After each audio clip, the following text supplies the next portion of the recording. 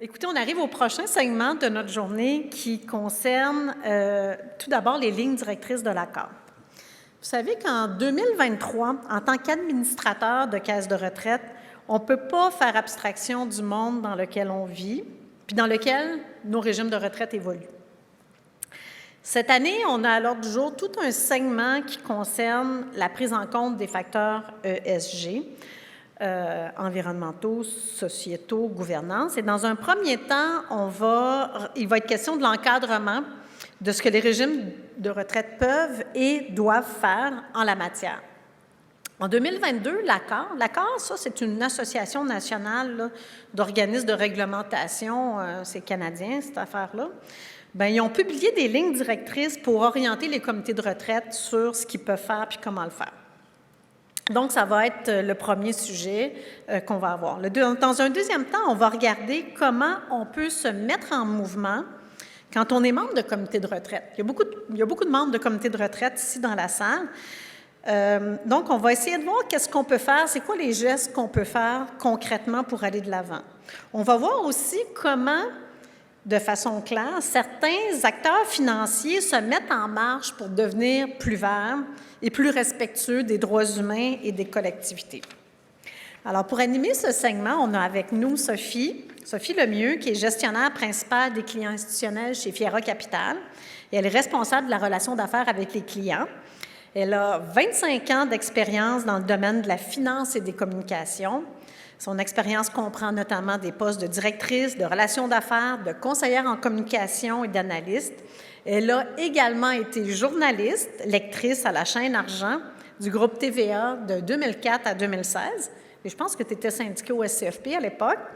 Alors, Sophie, je te cède la parole. Puis merci encore une fois d'avoir accepté d'animer un panel. Je voyais le thème, évidemment, prendre les devants, hein, c'est tellement important pour vous, puis c'est ce que la FTQ fait depuis toujours d'ailleurs, pour un filet social viable. Là, j'ai le goût de l'extensionner, Marie-Josée, si tu me permets. Là.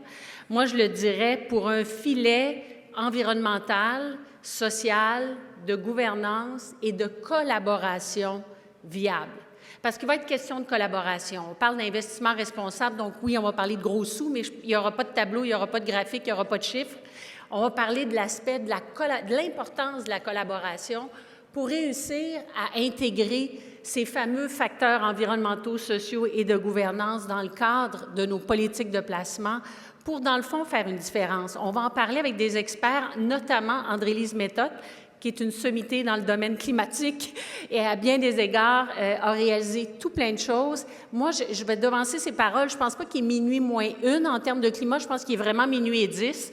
Et on travaille tous ensemble pour essayer de stopper ces minutes-là pour qu'elles arrêtent un petit peu d'avancer.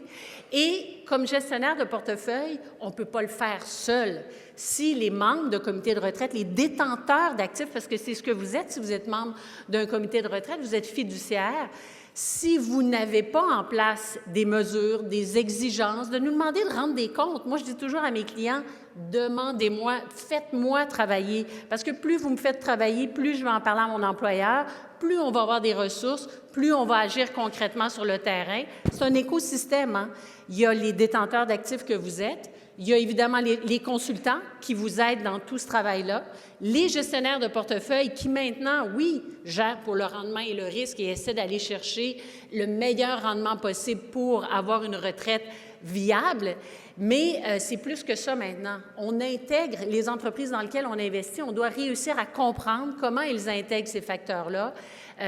Quand on prête de l'argent, comment on intègre les facteurs sociaux aussi, tout ce qui est le capital humain, le capital social, ce sont des facteurs extra-financiers, et là, sans parler de la gouvernance, des facteurs extra-financiers qui ne se calculent pas toujours, quand même de plus en plus, mais qui sont extrêmement importants, et comme le dit Denis Bolduc, qui ne viennent plus brimer le rendement de vos portefeuilles. Et d'abord et avant tout, ce qu'on va faire, c'est que je vais céder la parole à Sonia Massicotte, qui est avocate et conseillère chez PBI Actuaires et Conseillers, pour parler justement de ces fameuses lignes directrices de l'accord. Je vous la présente d'abord. Sonia est avocate et conseillère chez PBI et offre un support légal aux clients Elle compte une vingtaine d'années d'expérience dans l'industrie. Elle fournit des conseils aux clients sur les différents aspects légaux liés au régime de retraite et aux avantages sociaux, notamment la gouvernance des régimes de retraite, la rédaction de textes de régime incluant les modifications, la conformité des régimes de retraite avec les lois applicables et les enjeux relatifs au surplus déficit des régimes. Elle fournit aussi du support aux clients dans le cadre de l'administration quotidienne des régimes de retraite et elle est responsable du suivi des changements législatifs et de la recherche. Elle a travaillé avant PBI chez Watson Wyatt durant près de 7 ans. Elle est titulaire d'un baccalauréat en droit de l'Université de Montréal. Elle est membre du Barreau du Québec depuis 2001. Sonia est également co-chargée de cours à l'UQAM dans le département des sciences juridiques. Elle est membre de l'International Foundation of Employee Benefit, donc de l'association, en fait, je ne sais même pas s'il y a un nom français. Je pense qu'il n'y a pas de nom français. Alors, on va dire l'IFEBP. Et elle siège comme membre au sein du comité de la division des régimes de retraite et des avantages sociaux de l'Association du barreau canadien.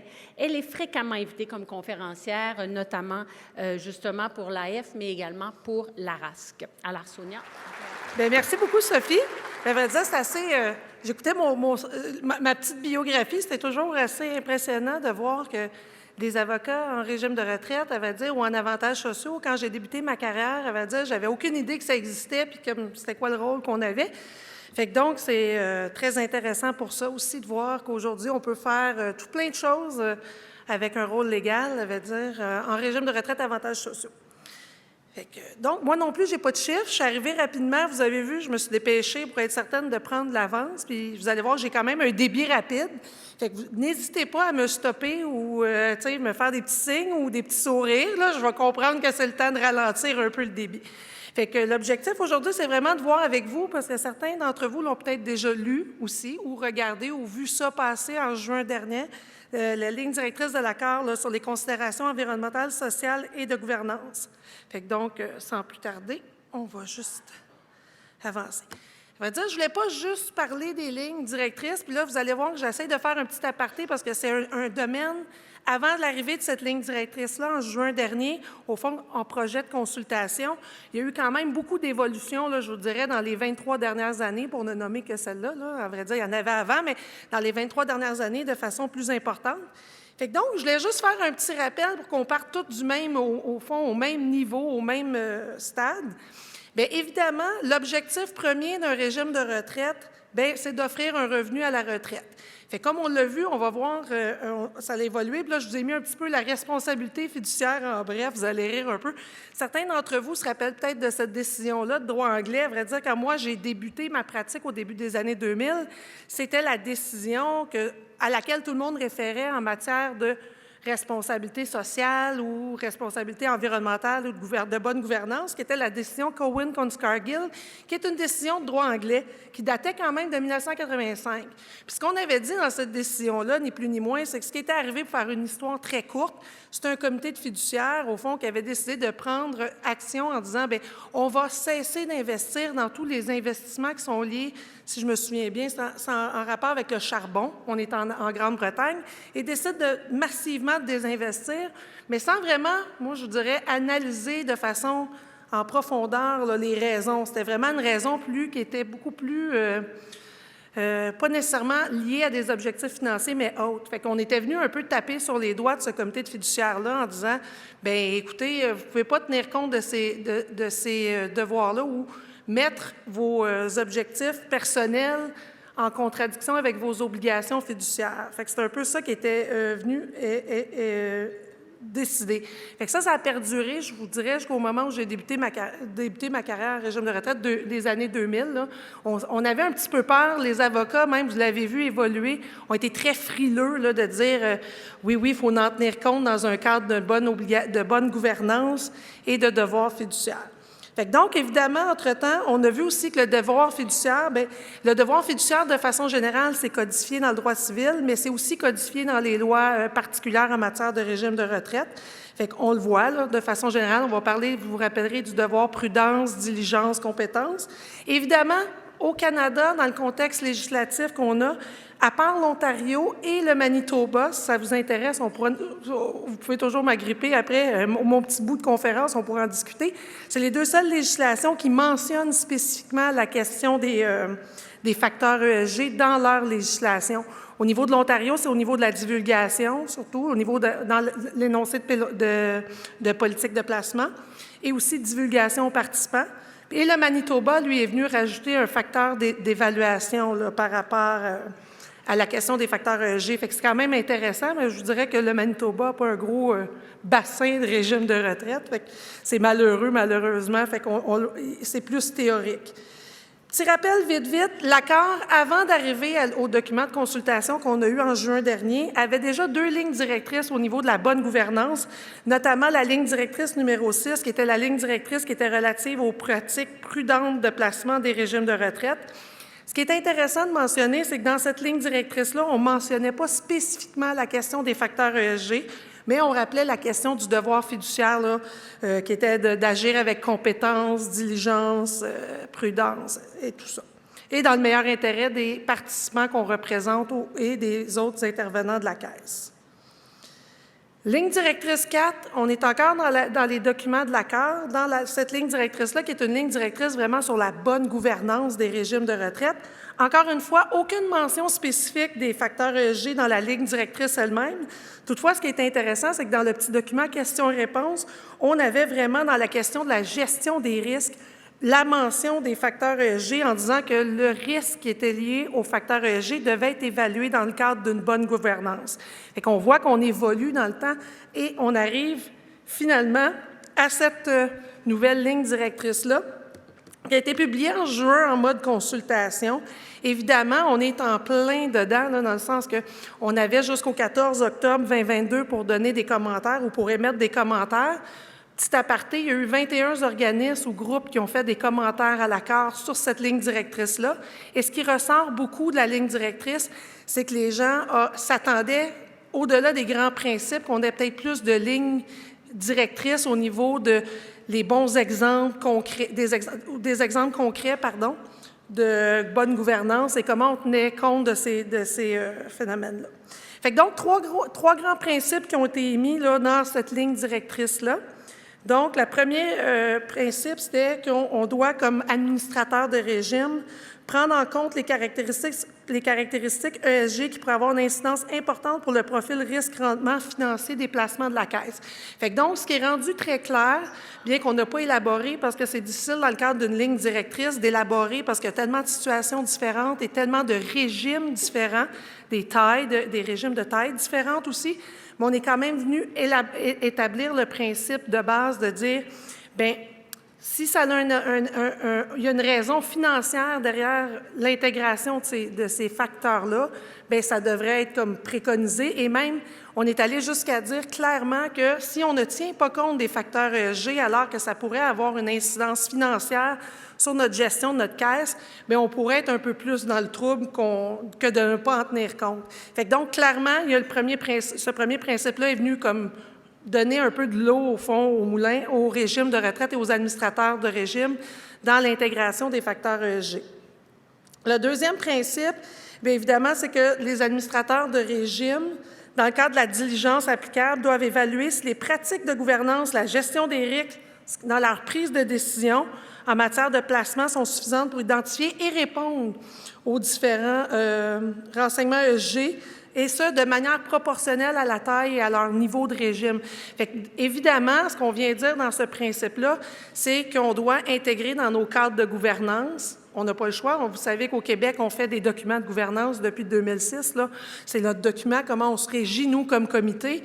Bien, on va établir dans ce document-là, au fond, comment on tient compte de la gouvernance, parce que pas la gouvernance, mais les facteurs ESG, dans les différentes étapes de vie aussi. Parce qu'on comprend que les facteurs ESG, on va en tenir compte à différentes étapes là, de nos placements, que ce soit au moment de la sélection de nos gestionnaires, au moment du moment où on va mettre notre politique de placement en action, le choix de nos placements, etc.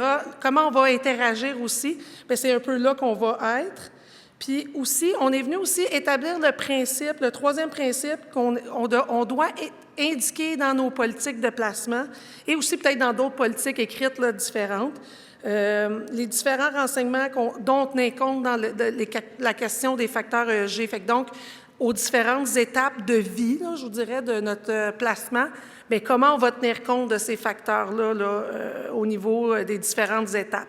Fait que donc, c'est comme très global. Je vous dirais qu'on attend une version finale imminemment, là, je vous dirais, de cette ligne directrice-là qui est venue quand même, qui en a comme satisfait certains en venant établir certains grands principes qu'on vient d'énoncer, mais qui en a déçu aussi certains en disant, bien, c'est pas aussi pratico-pratique que les gens s'attendaient. Fait que donc, malheureusement, c'est difficile, comme je vous disais, dans le cadre de ce type de politique-là, de voir, d'aller un peu plus dans le détail, puis c'est un peu spécial, on en parlait, Sophie et moi aussi avant. Bien, c'est difficile aussi parce qu'on dirait que tout le monde, tous les intervenants comprennent l'urgence d'agir, comprennent que ça fait partie de notre devoir fiduciaire d'agir, mais on pousse un peu sur un, sur l'autre. Fait que la législation ne suit pas, il n'y a pas tellement de discussion entre les différents intervenants. Fait que c'est un peu là qu'on en est, là, dans le sens que la dernière politique, du moins, vient confirmer que ça fait au moins partie de bons devoirs fiduciaires et d'une bonne gouvernance de tenir compte des facteurs ESG. Où ils ont été moins comme précis, c'est au niveau des exemples concrets.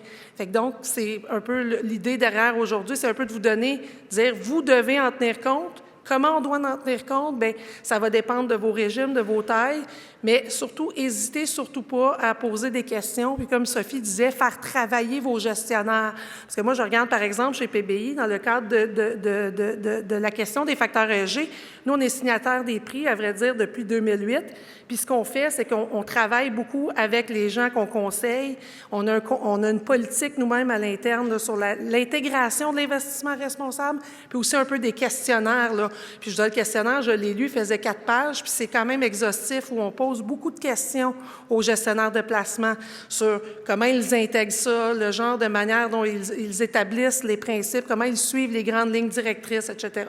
Fait que donc, je pense que je vais avoir réussi à rattraper le temps. À vrai dire, c'était un peu mon objectif. J'ai parlé un peu vite, là, je m'en excuse, mais j'aimerais ça, comme je vous dis, c'est le but aussi, c'est un peu de mettre la table pour qu'on puisse voir aussi les exemples plus pratico-pratiques là, avec les différents panélistes. Après, puis ça va vous donner une bonne idée de comment vous allez pouvoir intégrer le tout là, dans vos bonnes pratiques de gouvernance.